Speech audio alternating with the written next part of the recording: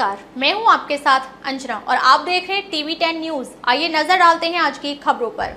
भले ही वृंदावन के केसी घाट पर हुए नाव हादसे को एक सप्ताह से ज्यादा का समय बीत चुका हो, लेकिन अभी भी इस हादसे के जख्म लोगों के जहन में ताजे बने हुए हैं और हर कोई इस घटना पर दुख जता रहा है। वहीं ब्रजवासी भी इस घटना से काफी आहत हैं। इसी के चलते मथुरा में यूथ कांग्रेस एवं NSUI के कार्यकर्ताओं के द्वारा संयुक्त रूप से एक श्रद्धांजलि सभा का आयोजन कर इस घटना में मृतकों की आत्मा की शांति की कामना की गई।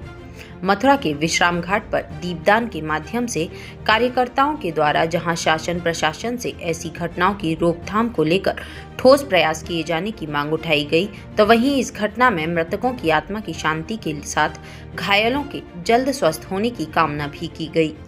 वृंदावन किसी घाट पे जो हमारे श्रद्धालु 16 लोगों की जो बहुत दर्दनाक मृत्यु हुई, हम सब युवा कांग्रेस कार्यकर्ता NSUI कार्यकर्ता श्रद्धांजलि सभा रखी है, दीपदान किया गया है।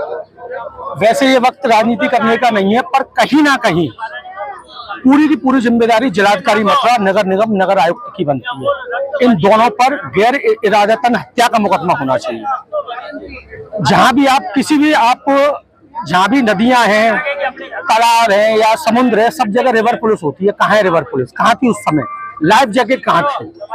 मैं शासन प्रशासन से ये मांग करता हूँ भविष्य में ऐसी पुनरावृत्ति ना हो, परंतु मथुरा की जो शासन प्रशासन है वो कुंभकर्णी नींद में सोया हुआ है, दोबारा फिर ऐसी घटनाएं होंगी। मेरी एक मांग है उत्तर प्रदेश सरकार से और जिला प्रशासन से कि रिवर चौकी स्थापित हो, जहां पर ही श्रद्धालु ज्यादा आते हैं, जहां आवागमन ज्यादा रहता है नाविकों का। और जितनी भी ये नाव चल रही हैं, इन सबकी समय समय पर फिटनेस होनी चाहिए और कम से कम जितने भी नाविक जो चालक हैं, जैसे कि ड्राइविंग लाइसेंस इशू होता है, इनका भी कहीं ना कहीं एक टेस्ट हो कि इनको चलाना आता है नहीं आता है। इनके भी लाइसेंस इशू होने चाहिए और समय समय पर निगरानी, हर जगह निगरानी पुलिस होनी चाहिए, रिवर पुलिस तैनात होनी चाहिए। और मैं जिला प्रशासन से, और 1400 करोड़ का एक हंसी वाली बात है, 1400 करोड़ का कल नगर निगम ने बजट पास किया है। क्या वो 16 करोड़ रुपए इन श्रद्धालुओं के लिए नहीं रख सकते थे? पैसों से जिंदगी कभी वापस नहीं आती है। और मथुरा प्रशासन, नगर निगम, मथुरा वृंदावन कुंभकर्णी नींद सोया हुआ है। अगर इनके रिश्तेदार कोई इनने खोया होता, जिलाधिकारी मथुरा ने, नगर आयुक्त ने, जब इनको पता पड़ती कि वो पीड़ा क्या असहनीय पीड़ा होती है, जब किसी घर का, किसी की माँ चली गई, किसी का भाई चला गया, किसी का पिता चला गया। मैं तो बस केवल और केवल जिला प्रशासन से ये अपील करूंगा और उन्हें एक कहीं ना कहीं आगाह भी करूंगा कि इन ऐसी घटनाओं की पुनरावृत्ति नहीं होनी चाहिए। आप कैमरा घुमा के देखिए, अभी भी कितने श्रद्धालुओं, कितनों ने लाइफ जैकेट पहन रखी है, कोई भी नहीं है यहाँ, एक भी पुलिसकर्मी तैनात नहीं है। दोबारा घटना करा के मानेगा जिला प्रशासन मथुरा, दोबारा घटना आप नोट कर लीजिए, दोबारा होगी। देखिए, अब हमारे पास श्रद्धांजलि के लिए सिवाय उनके लिए और कुछ नहीं है, और जो पीड़ित परिवार हैं उनके साथ भी हमारी सद्भावनाएं भी हैं और हर परिवार के हम साथ हैं। आज हम यूथ कांग्रेस और NSUI मिलकर उनको श्रद्धांजलि दे रहे हैं। बहुत ही दुखद घटना है। इसके इतना बड़ा हादसा हुआ, क्यों हुआ, किस वजह से हुआ, इसका तो कोई अभी कहीं पे ना पुलिस पहुंची है, ना प्रशासन, ना मेयर, ना नगर पालिका, कोई कहीं किसी सूत्र पे नहीं पहुंचा है कि ये किस घटना के आधार पे घटना हुई है।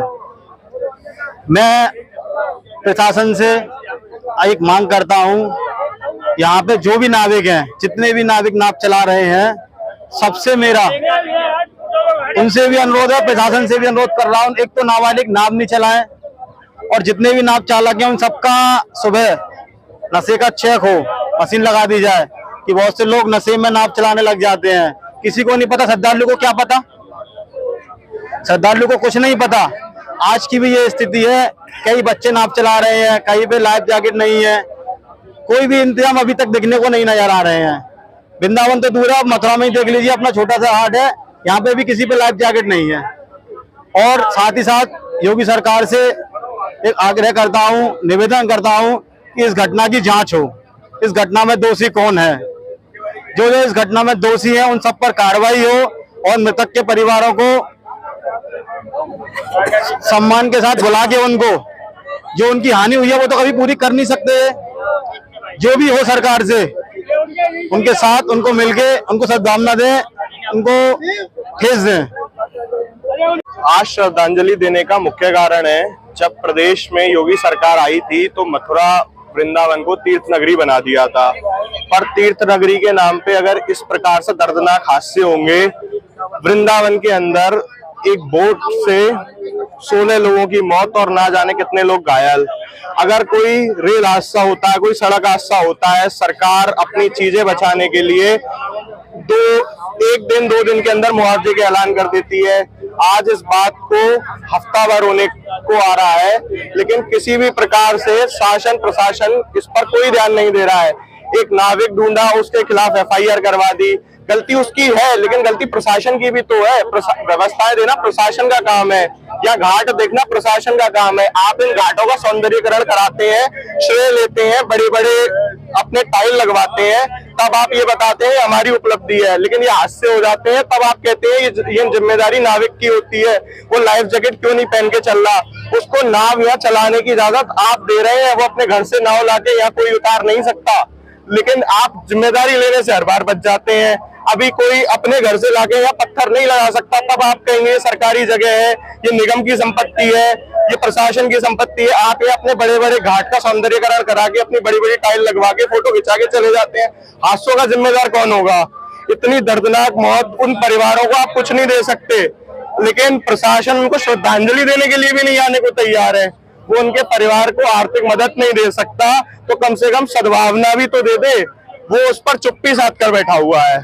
इतनी भ्रष्ट निगम, जिसने वृंदावन को बस केवल वोटों के लिए यूज किया है जिंदगी भर। वो यमुना मिशन के नाम पे वोट की राजनीति करती है, इसके अलावा कुछ नहीं।